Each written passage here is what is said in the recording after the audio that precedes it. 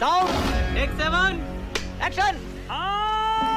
सुप्रिया जी जल्दी से, हेमंत शर्मा उसके बाद आ रही हूँ ऋतुराज जी। अब क्योंकि अंजना जी आपने लाइटर वेन में एक बात कही तो मैं भी लाइटर वेन में एक बात सुना देती हूँ। जब कर्नाटक के मुख्यमंत्री में 5 दिन का डिले हुआ था तो कुछ हेडलाइंस आप लोगों के चैनल पर देखी थी। आज 11 दिन का डिले है, वो हेडलाइन पढ़ देती हूँ मैं बीजेपी के लिए। असमंजस में मोदी, ठन गई बीजेपी में, दिल्ली बीजेपी में घमासान, चुनाव में जीते पार्टी में हारे, किसने किया अमन भंग, परवेज के आगे क्या मोदी है मौन, जीत के बाद बड़ी दुविधा में मोदी शाह। कुछ ऐसी हेडलाइंस हमने देखी थी 5 दिन के अंतराल में, और बीजेपी में 11 दिन का विलंब हो गया। लेकिन यह विलंब नया नहीं है। मुझे याद है मध्य प्रदेश में 10 दिन का था, छत्तीसगढ़ में 10 दिन का था, राजस्थान में 12 दिन का था, महाराष्ट्र में 18 दिन का था। किसी को भी मुख्यमंत्री बनाएंगे, इनके विधायकों का प्रेरोगेटिव है, लेकिन बनाएंगे मोदी जी।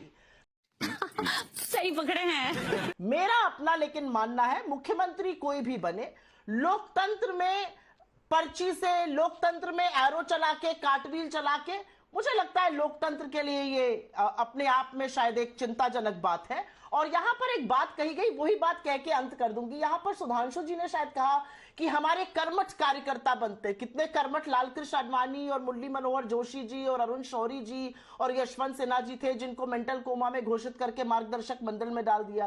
कितने कर्मठ बेचारे नरेंद्र सिंह तोमर और रमन सिंह जी थे, जिनको खूब चढ़ाया गया और फिर उनका करियर, उनको स्पीकर बना के खत्म करने की साजिश भी रची गई। तो यहाँ पर मुझे ऐसा लगता है बीजेपी का प्रेरोगेटिव है, वो किसी को भी बनाए।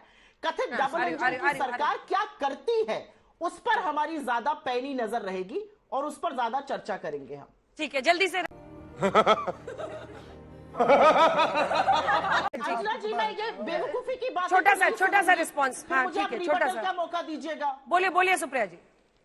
देखिए, स्टूडियो में बैठकर अनर्गल बातें करना, व्हाट्सएप के फर्रे पढ़ना शोभा नहीं देता। नेशनल टीवी पर चर्चा कर रहे हैं, कुछ चर्चा करनी चाहिए नेशनल मुद्दों पर। आज असल में देश में चर्चा होनी चाहिए कि मोदी जी के अमेरिका जाने के बाद भी हमारे लोगों को हथकड़ियां डालकर भेजा जा रहा है। आज चर्चा होनी चाहिए कि कुंभ में आपके चैनल पर मैंने देखा, आपके सिस्टर चैनल पर, सिस्टर प्लेटफॉर्म पे महिलाओं के वीडियो बिक रहे हैं। आज चर्चा होनी चाहिए कि कैसे एक लेटर आया है अमेरिका से कि अडानी को नोटिस इशू करे सरकार, क्या करेगी सरकार। आज चर्चा होनी चाहिए कि सुप्रीम कोर्ट की क्यों नहीं सुनी गई, सुनवाई के पहले क्यों सीएसी घोषित कर दिया गया। ये इन मुद्दों पर चर्चा करिए ना। यहाँ पर बैठ के फबीते कसना और व्हाट्सएप के फर्रे पढ़ने के लिए तो ऋतुराज जी जल्दी से।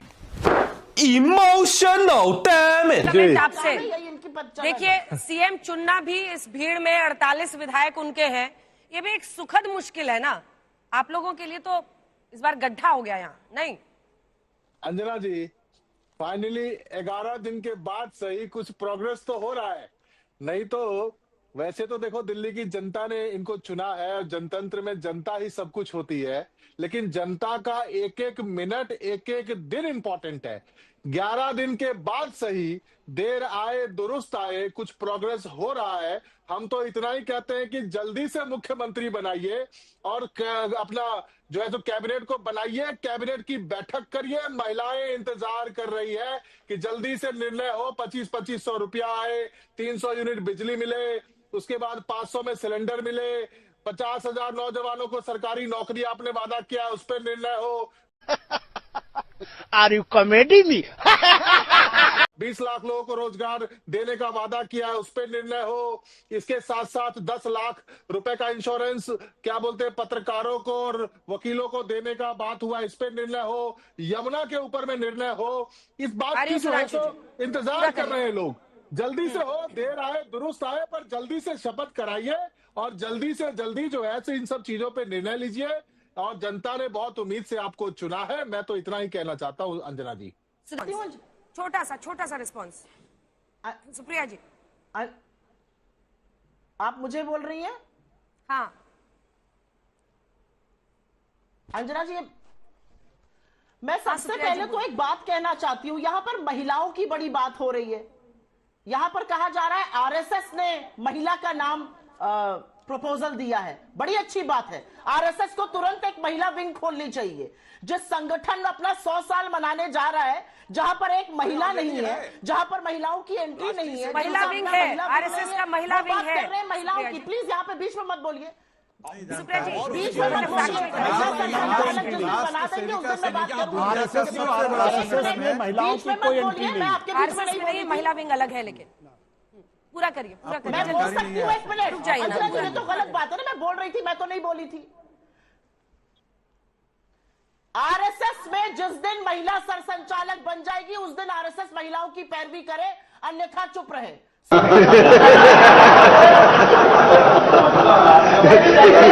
100 साल मनाने जा रहे हैं, आज तक एक भी दलित, एक पिछड़ा, एक आदिवासी, एक महिला सरसंचालक नहीं बनी, ये सच है। और मैं एक बात और कहना चाहती हूं, फर्रे पढ़ के मत आया करिए, ये जो चीप प्रोपेगेंडा पिक्चरें बनती है इनको भी देखकर मत आया करिए। जिस बात का आप बार बार जिक्र करते हैं वो कांग्रेस अध्यक्ष की बात थी, और असली बात यह है कि सरदार पटेल जी की मृत्यु 1951 में 4 साल बाद हो चुकी थी, इसलिए जवाहरलाल नेहरू जी को बहुत आगे क्या सोचकर प्रधानमंत्री बनाया गया था। मैं तो आपसे पूछ रही हूं, मुझे इस बात का जवाब आप दे दीजिए कि आज मुद्दा क्या है कि आप 11 दिन से मुख्यमंत्री नहीं बना पा रहे, या गाजर मूली की तरह हमारे लोग दम घुट घुट कर रेलवे स्टेशन पर मर गए और उस पर आप चुप बैठे हुए हैं। तुम्हें शर्म है? कुछ शर्म आया है कि हमारा रेलवे मंत्री एक भी स्टेशन पर नहीं गया, कि हमारे रेल मंत्री ने एक पीड़ित परिवार से बात नहीं करी, एक घायल को देखने अस्पताल ले गए। सुप्रिया जी जवाब सुनिए। सुधांशु जी, क्या बात है, क्योंकि सभी मेहमान हैं, सबको आज बोलना है, छोटा सा जवाब इस पर सुधांशु जी। व्हाट्सएप के पत्रे मत पढ़ा करिए।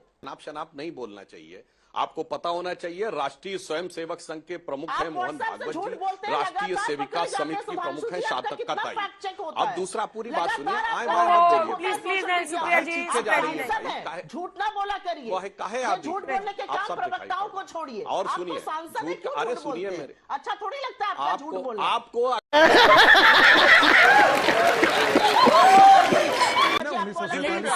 जहां पे आपका अरे कितना अपमान करेंगे भाई आपने जवाहरलाल नेहरू का? कोई अपमान नहीं किया, तय कर लीजिए ना। अपमान नहीं किया जा रहा है, सिर्फ सच्चाई बताई जा रही है। अपमान नहीं किया जा रहा है, काबिल कोई सिर्फ सच्चाई बनाई जा रही है। पैदा नहीं हुआ, छोड़िए ना, समझे ना, लगातार 3 चुनाव मैंने फिर आपसे कहा, सिर्फ सच्चाई बताई जा रही है, कोई अपमानित नहीं किया जा रहा है। यदि चेहरा बताया जा रहा है, क्या ये सच्चाई नहीं है? क्या ये सच्चाई नहीं है कि राजेंद्र प्रसाद को अपमानित किया? क्या ये सच्चाई नहीं है कि जवाहरलाल नेहरू ने डॉक्टर राजेंद्र प्रसाद को अपमानित किया? क्या ये सच्चाई नहीं है? अच्छा ठीक है आशुतोष जी, हो गया, आशुतोष जी हो गया। लेकिन सुप्रिया जी एक विषय ये भी, एक second mister Ragi please wait for your turn sir. जब तक नाम नहीं बोलती स्टूडियो में, विनोद अग्निहोत्री जी भी तो है, थोड़ा सा आप लोग भी सीख लीजिए कि अपने अपना नाम लेने पर ही आप लोग बोलिए, ऐसे लड़ने के लिए थोड़ी आए हैं। लेकिन ये बीजेपी जली ना, तेरी भी जली ना जी, लेकिन कुछ आप पॉइंट आउट करना चाह रहे थे, बोल लीजिए। लेकिन देखिए इस बार दिल्ली का मैंडेट उनको मिला है और एक तरफा मिला है। ऐसे में सवाल ये उठता है कि मतलब आज ऐसा दिन है जब नया सीएम चुना जा रहा है, तो आज भी खरी खोटी बोलने की जरूरत है क्या? ये सच है कि 11 दिन तो उन्होंने बर्बाद कर दिया? नहीं अंजना जी, मैं कभी खरी खोटी बात नहीं करता हूँ। आपके चैनल पे आपने बहुत सारे शो किए हैं, मैं तो बहुत पॉजिटिव बात करता हूँ और जनता की बात करता हूँ। मैं तो केवल एक बात कह रहा था कि मेरे मित्र सुधांशु त्रिवेदी जी बहुत विद्वान आदमी हैं और सब बहुत पढ़े लिखे हैं और बहुत झूठ बोल रहा है। No I am telling you, अच्छी बातें करते हैं। उन्होंने कहा कि लीडर ऑफ अपोजिशन के चुनाव को लेकर के तो अभी तक की ये परंपरा रही है कि पहले सरकार का गठन होता है, स्पीकर का चुनाव होता है, उसके बाद जो विपक्ष में पार्टी होती है वो स्पीकर साहब को जो है सो लीडर ऑफ अपोजिशन का नाम देती है। ऐसी परंपरा रही है। अब आपने जो है सो 11 दिन लगा दिए और हम लोग के पास तो जानकारी था कि इतना कपल फोड़ी हुआ है, क्या बोलते हैं, मुख्यमंत्री के चुनाव के लिए, कि इतना मतलब इतना अच्छा शब्द आप एकदम बिहार वाले शब्द बोले हैं, कपार फोड़ी इसको कहते हैं वहाँ पे। हाँ, सुधांशु जी और सब कह रहे हैं कि गुटबाजी भी हुई है। सुधांशु जी पंजाबी समाज कह रहा है हमारा वाला कह रहा है हमारा बनाइए, उसके बाद जो है सो क्या बोलते हैं बाकी लोग कह रहे हैं हमारा बनाइए, तो आपस में इतनी गुटबाजी हुई है। कई लोगों आप कुछ भी बोलो, ये नहीं सुनने वाला। 93 से लेके 98 तक जो सरकार कह रहे हैं, अरे रुकिए आपने एक बहुत अच्छा मोमेंट मिस कर दिया।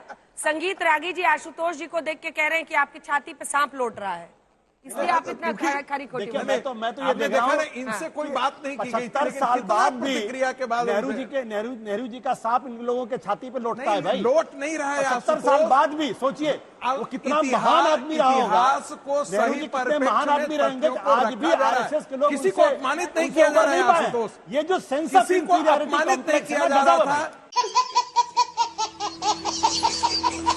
ये जो चलिए, सुधांशु तथ्य जी। है, इतिहास की गजब सच्चाई इंफीरियरिटी को कॉम्प्लेक्स सच आरएसएस के का, रूप में गजब रखा है। जा रहा है। उस सुधांशु जी, कि ये परंपरा भारतीय जनता पार्टी में पिछले आ रही हूँ सुप्रिया। जब से मोदी और शाह जी की बीजेपी हुई है तब से परंपरा सरप्राइज एलिमेंट वाली हो गई। अब ये पहले अटल जी के जमाने में शिवराज सिंह चौहान को प्रोजेक्ट कर दिया, वसुंधरा को प्रोजेक्ट कर दिया, उमा भारती को प्रोजेक्ट कर दिया।